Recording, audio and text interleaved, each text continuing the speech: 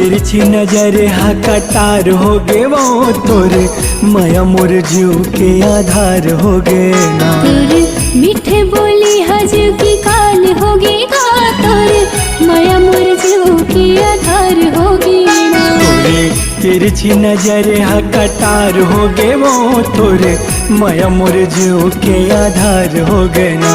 तोरे मीठे बोली हजू की काल होगी गा, तोरे माया मोर जीव के आधार होगी ना। तोरे माया के भरोसा जिंदगानी गोरी वो दोनों प्रीति के लिखबो कहानी गोरी वो है।